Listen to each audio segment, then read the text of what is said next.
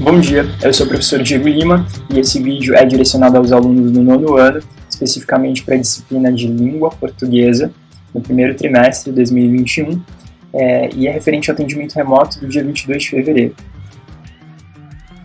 Com essa apresentação, eu pretendo retomar alguns pontos das aulas anteriores para esclarecer para os alunos que estão ingressando, os alunos que estão nesse movimento de adaptação ainda, tanto com o uso da tecnologia quanto o uso dos grupos, quanto à interação nesse sistema híbrido, e esse foi um dos tópicos que a gente conversou bastante na primeira semana. Então, na primeira semana a gente falou sobre a estrutura das aulas, lembrando que a gente sempre vai tentar integrar leitura, interpretação, produção de texto e gramática, pontuação, uma boa escrita, uma boa fala, né, considerando aí o bom uso da língua portuguesa.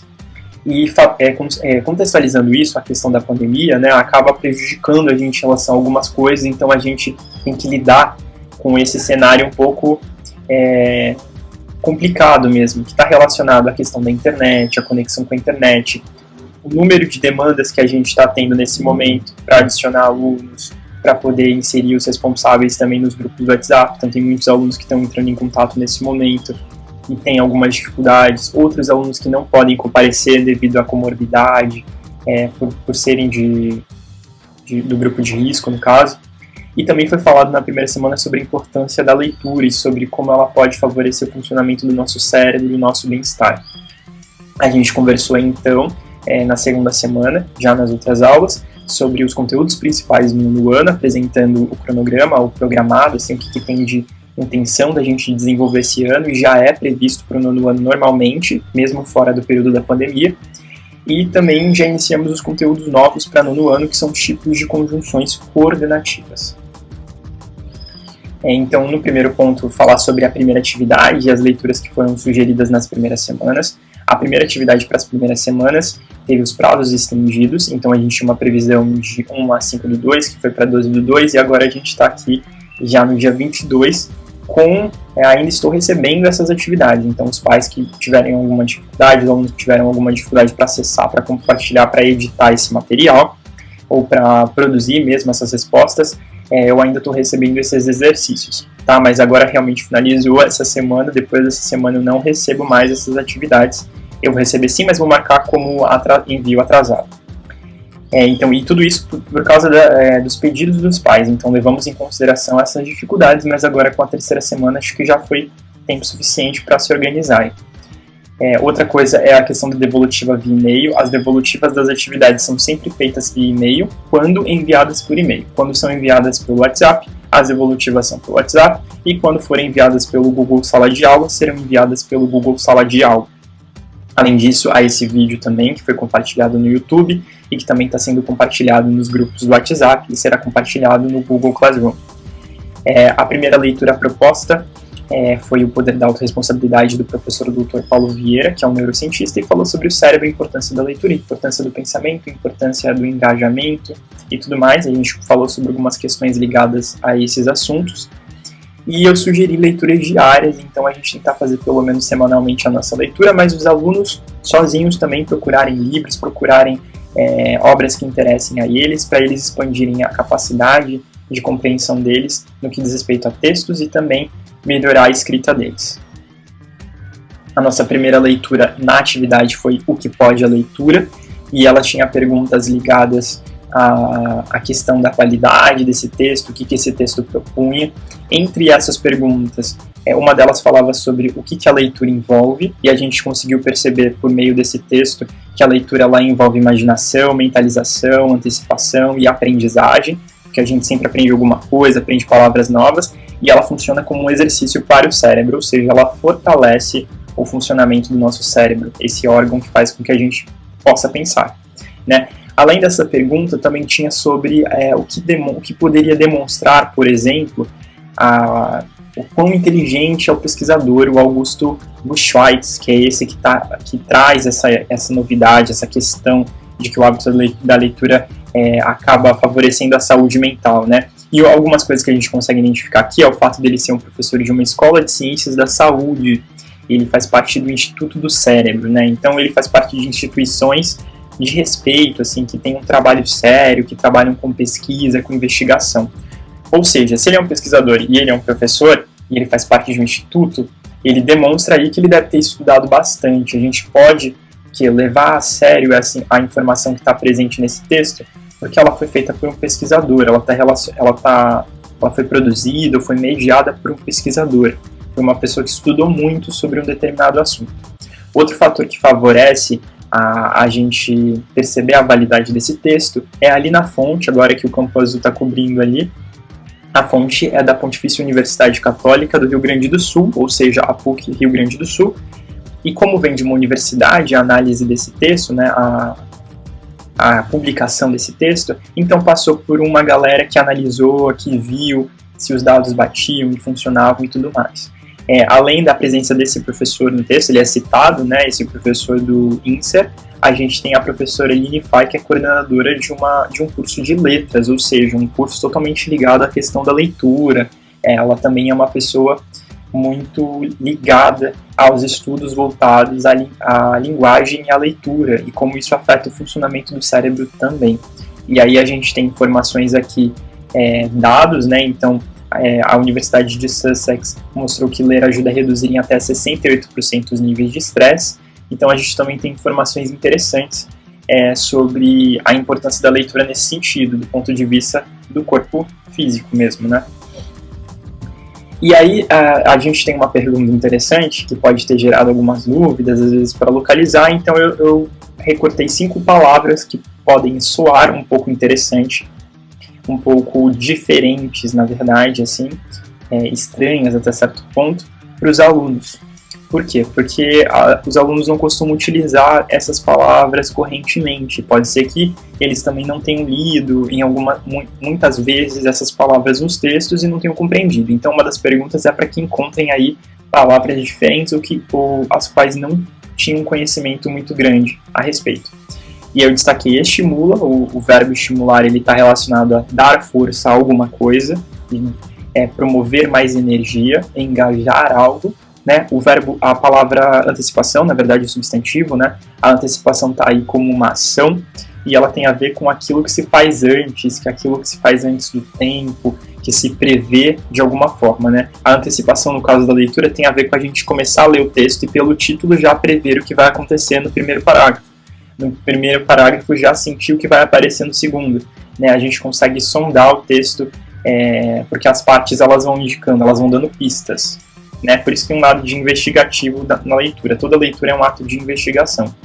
E aí a outra palavra também é enfatiza. Enfatizar é uma palavra muito interessante. É legal a gente pensar em utilizar essas palavras no dia a dia, nas redações, na produção de texto. Enfatizar indica dar destaque a alguma coisa, ou seja, demonstrar a força e importância de algo. A palavra contribuição aparece também como uma palavra interessante de se usar no dia a dia, né? A gente fala muito sobre os ganhos, o que se ganha, e aí está usando um monte de palavras, quando a gente poderia utilizar a palavra contribuição, né? Então, a contribuição para o projeto, pretendo oferecer uma contribuição. A contribuição tem esse sentido de alguma entrega positiva, o que gera determinados resultados, e geralmente está relacionada a questões positivas, né? A gente pode dizer que os problemas que apareceram contribuíram para a tragédia, mas o contribuir tem um sentido positivo ainda, então seria melhor utilizar ocasionaram a tragédia, provocaram a tragédia, né? Porque essas outras palavras, como por exemplo provocar, já tem um tom mais negativo.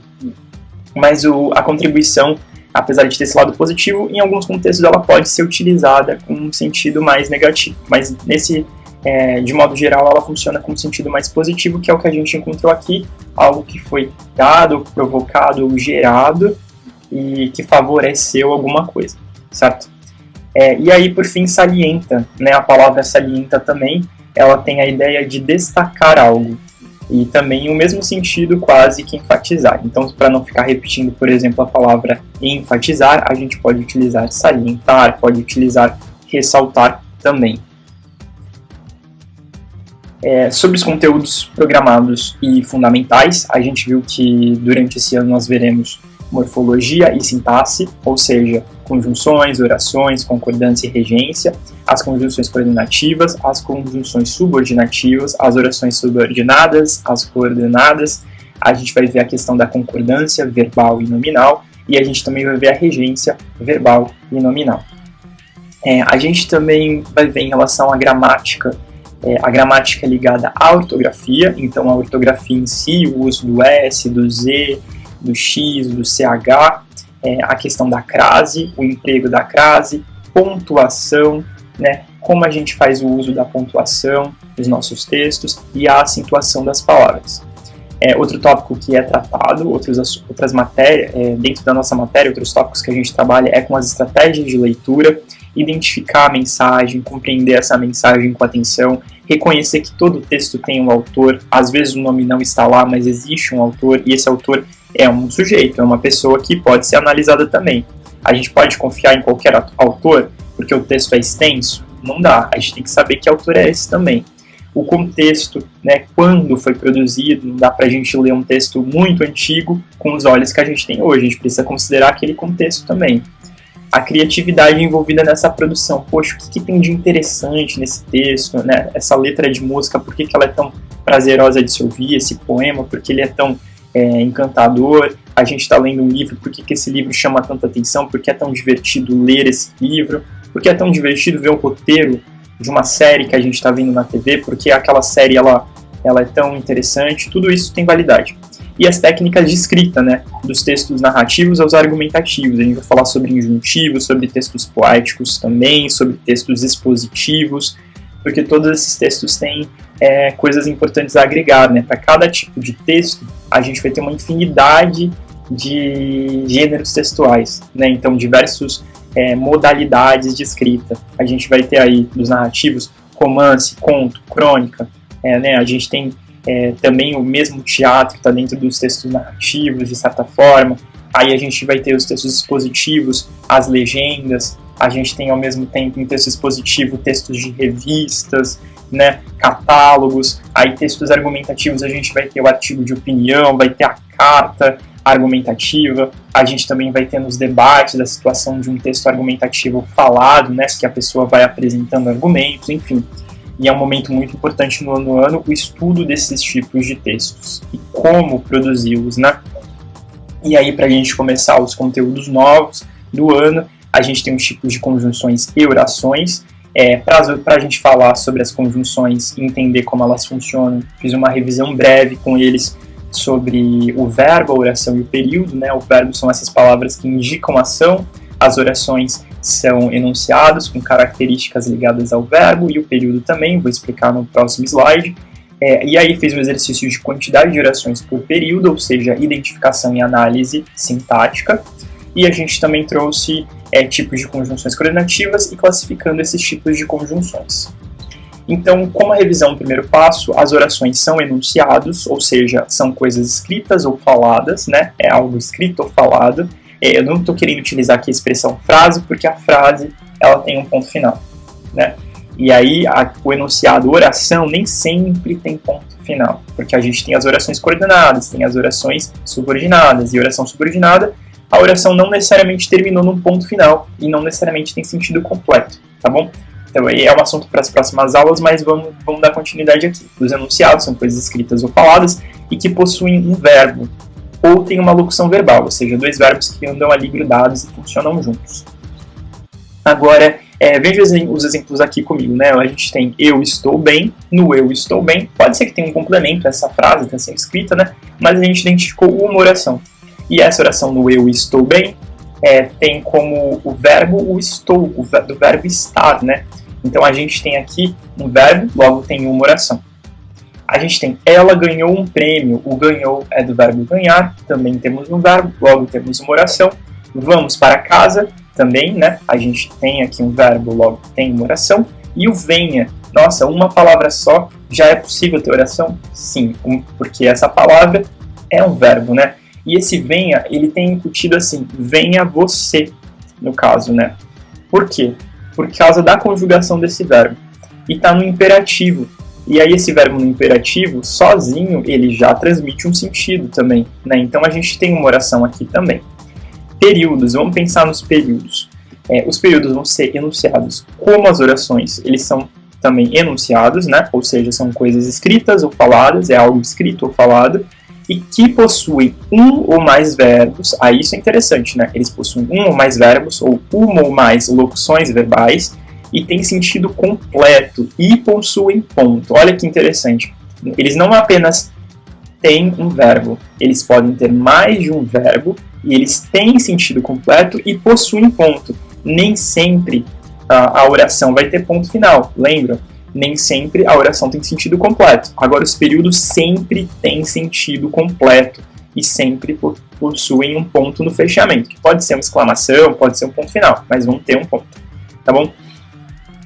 Então, a gente consegue ver aqui, por exemplo, que essas duas expressões, eu estou bem e ela ganhou um prêmio, eles também são períodos, né? Mesmo no caso da reticência, a gente pode dizer que é um período simples, que possui um verbo, portanto uma oração, e aqui ela ganhou um prêmio, também um período simples e que contém uma oração, tá? Todos os exemplos de cima em que a gente tinha orações e tinha um ponto, a gente tem um período também. Quando a gente não vai ter período? Quando a gente também não tiver verbo, certo? Exercício de identificação, né? Então, propondo aqui para vocês, já imediato, identificando esses verbos e, ao mesmo tempo, identificando esses períodos. Ó, fui ao cinema e comprei 2 pipocas. Em fui ao cinema e comprei 2 pipocas, a gente consegue localizar o fui do verbo ir, né? E, ao mesmo tempo, a gente tem o comprei do verbo comprar. Então, a gente tem 2 verbos, logo a gente tem 2 orações e a gente tem um período. Então, é um período composto, né? Porque a gente vai ter um período com 2 orações. Um período composto por 2 orações. E a gente tem aqui, ela andou pouco, mas ficou cansada. No ela andou pouco, mas ficou cansada, a gente tem o verbo andar, andou, e também o ficar, ficou. Logo, a gente também tem um período composto. E esse é um período composto por 2 orações. A gente tem o vocês serão vitoriosos porque estudam muito. O vocês serão vitoriosos tem o verbo serão e o porque estudam muito tem o verbo estudam, né? Ou seja, a gente tem 2 verbos, período composto por 2 orações. A gente tem pare, que também tem um verbo, tem um ponto que fecha esse enunciado, e tem sentido completo. Então, a gente tem um período que contém uma oração.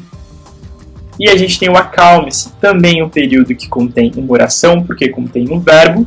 Só que a gente tem o socorro, que não é um período e não é uma oração. Por quê? Não é uma oração porque não tem verbo. A palavra socorro é uma interjeição, não é um verbo. Então, a gente não tem verbo, não tem oração. E se não tem oração, não tem período, porque período também precisa ter verbo, né? Então, o que a gente tem no socorro, na verdade, é só um enunciado, certo? É um enunciado sem verbo. E quando a gente pensa em nós corremos de manhã cedo, no caso de nós corremos de manhã cedo, temos apenas um verbo, apesar de ser uma frase extensa, né? Então, é um período simples, um período que possui apenas uma oração.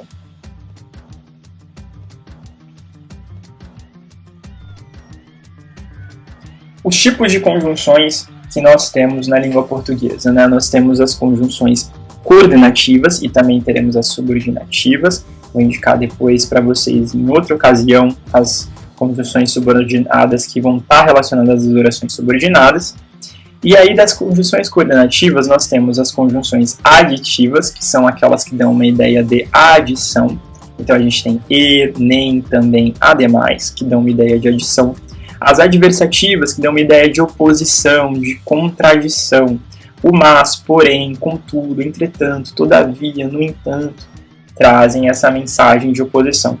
As alternativas, ou isto, ou aquilo, quer isto, quer aquilo, ora isto, ora aquilo.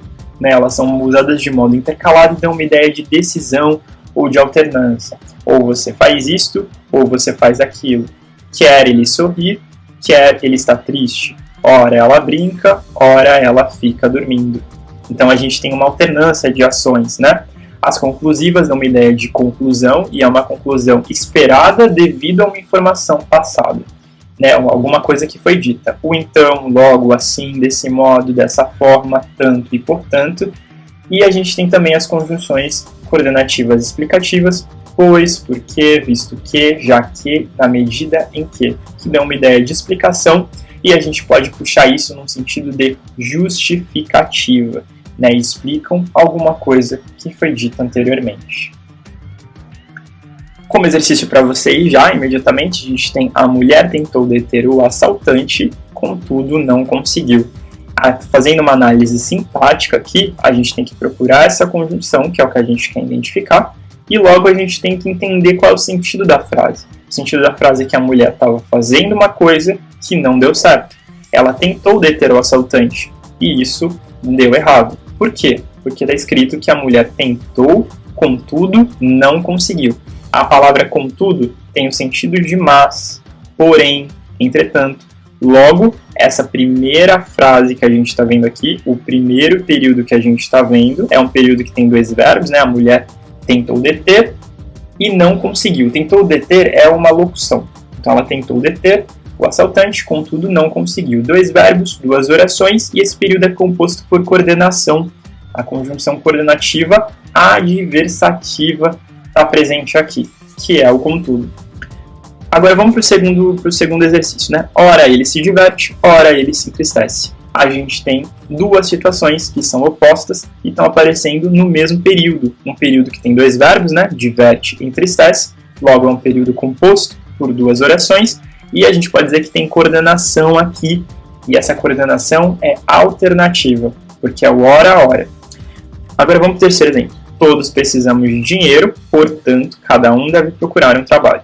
Nesse todos precisamos de dinheiro, a gente tem um verbo e depois a gente tem, portanto, cada um deve procurar, uma locução verbal, um trabalho. Ou seja, a gente tem duas orações, é um período composto por duas orações e a gente pode dizer que é um período composto por coordenação e a conjunção que é coordenativa é esse portanto, então uma conjunção coordenativa conclusiva, porque apresenta uma conclusão. Na medida que tal coisa aconteceu outra coisa, né? Joana não respondeu, pois não lhe deixaram falar. Em Joana não respondeu, pois não lhe deixaram falar, o pois dá uma ideia de explicação. Explica porque Joana não respondeu, né? Traz aí uma justificativa para esse acontecimento. Então a gente pode dizer que é uma coordenativa, conjunção coordenativa explicativa. Tem o sentido de porquê. E o ou você estuda, ou você pode esquecer as diversões mais fantásticas do mundo. A gente também tem dois verbos, o verbo estudar, o verbo esquecer. É um período composto por duas orações. E esse ou dá a ideia de alternância, logo são conjunções coordenativas. Certo? Que tem a função aí de coordenar, que tem a função de coordenar esse texto com a ideia de alternativa. Né, mostrando duas alternativas.